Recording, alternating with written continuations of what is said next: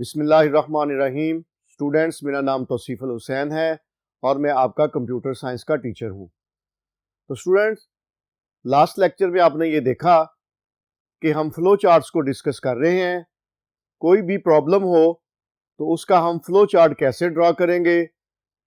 Paper में question आता है और प्रैक्टिकल का क्वेश्चन भी ये इंपॉर्टेंट क्वेश्चन है कि आपको कोई प्रॉब्लम दिया जाता है, आपने उस प्रॉब्लम का एल्गोरिदम डेवलप करना होता है और फिर आपने उस प्रॉब्लम को सॉल्व करने के लिए फ्लो चार्ट ड्रॉ करना होता है। तो आज स्टूडेंट्स हम कुछ एग्जाम्पल के तौर पे प्रॉब्लम लेंगे, उनका एल्गोरिदम डेवलप करेंगे और उनका फ्लो चार्ट ड्रॉ करेंगे। तो आज के लेक्चर की जो हमारी पहली एग्जाम्पल है वो है develop an algorithm and draw flow chart to calculate students grade on the basis of marks input. If marks are 33 or more, print pass, else print fail. तो स्टूडेंट्स, मैं इसको जरा एक्सप्लेन करता हूं प्रॉब्लम को। आपने एक एल्गोरिदम लिखना है और एक फ्लो चार्ट डेवलप करना है किस प्रॉब्लम का, स्टूडेंट्स के ग्रेड को कैलकुलेट करने का। किस बेस के ऊपर? मार्क्स इनपुट के ऊपर। आप कोई इनपुट मार्क्स लेंगे और उसकी बेस के ऊपर आप स्टूडेंट का ग्रेड फाइंड आउट करेंगे। वो जो आप मार्क्स इनपुट के तौर पे लेंगे स्टूडेंट, उसके ऊपर आप डिसीजन मेकिंग करेंगे कि अगर मार्क्स 33 या उससे ज्यादा हैं तो आप पास प्रिंट करेंगे और अगर मार्क्स लेस देन 33 हैं तो आप फेल प्रिंट करेंगे। तो स्टूडेंट्स, अब हम इसका एल्गोरिदम डेवलप करते हैं। फर्स्ट फॉर ऑल, इस स्टेटमेंट के मुताबिक हम इनपुट लेंगे परसेंटेज मार्क्स ऑफ स्टूडेंट। ये इनपुट की स्टेटमेंट होगी, पहला स्टेप एल्गोरिदम का। उसके बाद जो एल्गोरिदम का सेकंड स्टेप है, चेक दैट वेदर हिज और her marks are 33 are more than that. तो स्टूडेंट, ये एक डिसीजन मेकिंग स्टेटमेंट है। क्या करना है कि हमने ये चेक करना है कि जो मार्क्स हैं वो ग्रेटर देन और इक्वल टू 33 है या लेस देन 33 है। तो इस डिसीजन की बेस के ऊपर हम या ये पाथ फॉलो करेंगे या ये पाथ फॉलो करेंगे। आपको पता है कि फ्लो चार्ट में एक डिसीजन का सिंबल है डायमंड, वो उसमें से कम दो पाथ एग्जिट करते हैं। अगर मार्क्स, इफ मार्क्स आर 33 और मोर देन प्रिंट पास, और if marks are less than 33 then print fail. तो स्टूडेंट्स, ये एक डिसीजन मेकिंग स्टेटमेंट है और उसके दो पाथ हैं जिनमें से हम किसी एक पाथ को फॉलो करेंगे। तो स्टूडेंट, अब इस एल्गोरिथम के मुताबिक चलिए हम ये देखते हैं कि हम फ्लो चार्ट कैसे ड्रॉ करते हैं। स्टूडेंट, हमने जो स्टूडेंट का ग्रेड फाइंड आउट करने का एल्गोरिथम देखा, अब हम उसके मुताबिक फ्लो चार्ट ड्रॉ करेंगे। स्टार्ट की स्टेटमेंट है, आपको पता है ओवल के अंदर हम स्टार्ट की स्टेटमेंट लिखते हैं। उसके बाद हमने जो परसेंटेज मार्क्स हैं वो इनपुट करने हैं और आपको पता है कि इनपुट के लिए पैरेललोग्राम की डायग्राम या सिंबल यूज होता है। वो हमने लिखा इनपुट परसेंटेज मार्क्स। उसके बाद चूंकि हमने मार्क्स के ऊपर ये डिसीजन लेना है कि मार्क्स ग्रेटर देन और इक्वल टू 33 है या लेस देन 33 है, तो हम डायमंड सिंबल, जो कि एक डिसीजन का सिंबल है, वो हम ड्रॉ करते हैं। उसके अंदर हम वो क्वेश्चन लिखते हैं, marks greater than equal to 33। और आपको बताया गया है लास्ट लेक्चर में कि जो फ्लो चार्ट होगा उसके कम से कम दो एग्जिट पाथ होंगे। तो यहां पर आपको दो पाथ नजर आ रहे हैं। एक, अगर ये कंडीशन ट्रू हुई तो यस वाला पाथ आपको नजर आ रहा है, और अगर ये कंडीशन फॉल्स हुई तो नो वाला पाथ आपको नजर आ रहा है।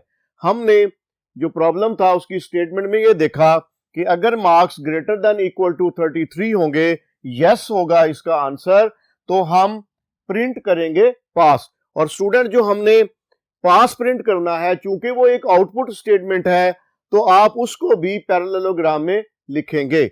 और अगर स्टूडेंट्स के marks greater than equal to 33 ना हुए तो हम नो वाले पाथ की तरफ आएंगे और यहां से चलते हुए हम फिर प्रिंट करेंगे फेल। तो चूंकि स्टूडेंट्स ये भी एक आउटपुट स्टेटमेंट है, तो इसके लिए भी पैरेललोग्राम यूज होगी। आपको पता है कि इनपुट स्टेटमेंट हो चाहे आउटपुट स्टेटमेंट हो, दोनों के लिए पैरेललोग्राम यूज होती है।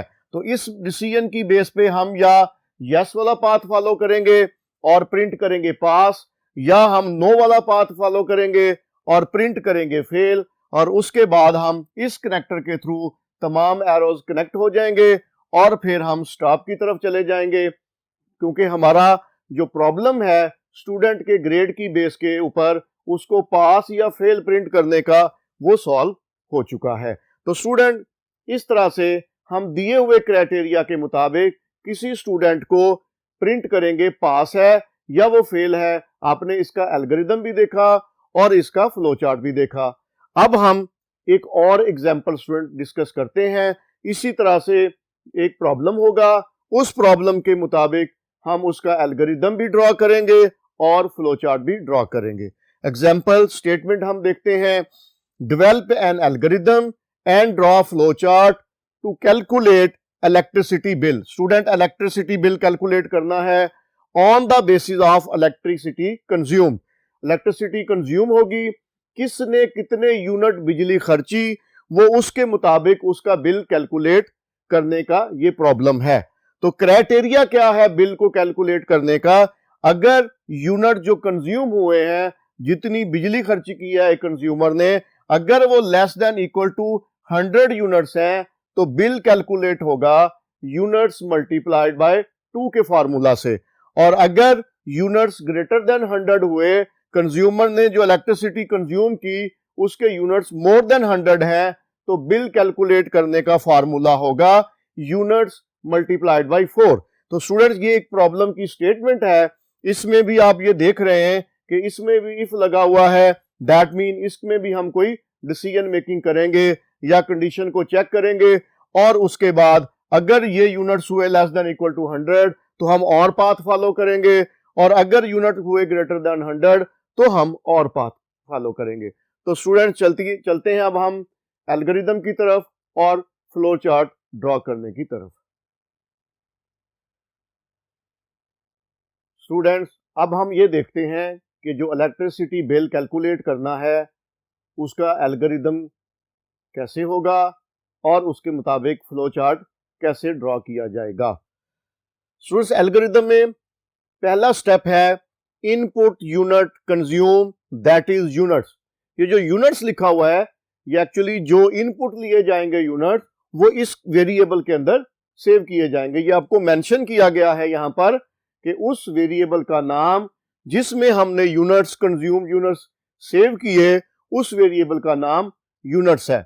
उसके बाद हम चेक करेंगे, check that whether units less than equal to 100 और नॉट। हम ये देखेंगे कि जो यूनिट कंज्यूम हुए हैं वो लेस देन इक्वल टू 100 है या नहीं है। नहीं है का मतलब क्या है कि वो जो यूनिट्स हैं वो ग्रेटर देन 100 है। तो स्टूडेंट्स दैट मीन कि ये एक जो डिसीजन मेकिंग स्टेटमेंट होगी, इसकी बेस पे हम, आपको पता है फ्लो चार्ट में डायमंड लगा के कुछ पाथ फॉलो करते हैं। कौन सा पाथ कब फॉलो किया जाएगा उसके लिए यहाँ पे क्राइटेरिया या कंडीशन लिखी हुई है। If units less than equal to 100 then calculate bill by formula, bill is equal to units multiplied by 2।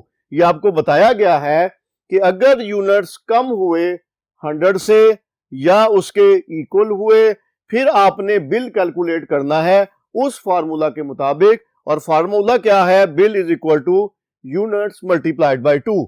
और उसके बाद अगर यूनिट्स ग्रेटर देन 100 हुए, फिर हमने बिल कैलकुलेट करना है उस फार्मूला के मुताबिक। वो फार्मूला क्या है?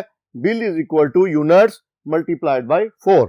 और उसके बाद आपने जो इलेक्ट्रिसिटी बिल कैलकुलेट किया होगा उसको प्रिंट कर दिया जाएगा। तो स्टूडेंट ये एक एल्गोरिथम है। ये क्या होता है एल्गोरिथम? आपको पता है कि ये सीक्वेंस ऑफ स्टेप्स होता है। बहुत सारे स्टेप्स होते हैं एक सीक्वेंस में लिखे हुए, एक तरतीब में लिखे हुए। आप इनका ऑर्डर भी चेंज नहीं कर सकते, वरना आपका जो एल्गोरिथम का फ्लो है वो गड़बड़ हो जाएगा और आपको प्रॉपर उस प्रॉब्लम का सलूशन नहीं मिलेगा। अब इस एल्गोरिथम के मुताबिक स्टूडेंट अब हम फ्लो चार्ट ड्रॉ करते हैं।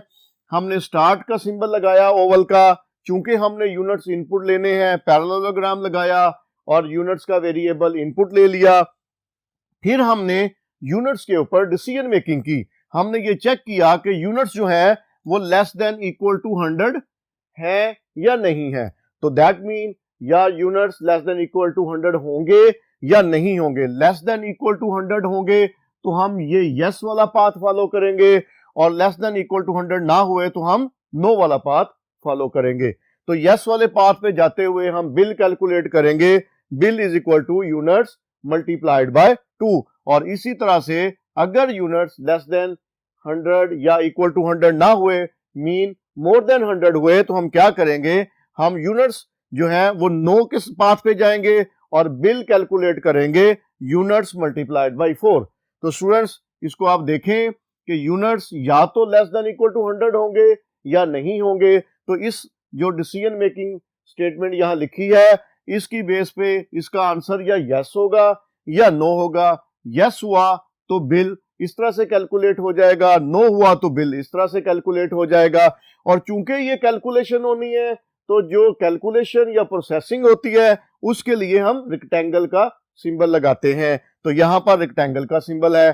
फिर हम इन दोनों एरोज को इस सर्कल के थ्रू, इस कनेक्टर के थ्रू कनेक्ट करेंगे, और फिर उसके बाद हम इसको बिल को प्रिंट करेंगे पैरेललोग्राम के सिंबल से, क्योंकि ये एक इनपुट आउटपुट होगी। इनपुट स्टेटमेंट भी आपको पता है पैरेललोग्राम लगती है, और आउटपुट में भी आपको पता है पैरेललोग्राम का सिंबल यूज होता है। तो हम बिल को प्रिंट करेंगे और अपना फ्लो चार्ट स्टॉप कर देंगे। तो स्टूडेंट्स आज आपने 2 एग्जाम्पल देखी जो आपको ये गाइड कर रही हैं कि किसी भी प्रॉब्लम का एल्गोरिदम किस तरह से लिखना है और फिर उसका फ्लो चार्ट कैसे ड्रॉ करना है। तो स्टूडेंट्स इसके साथ ही आपका आज का लेक्चर खत्म हुआ। अल्लाह हाफिज।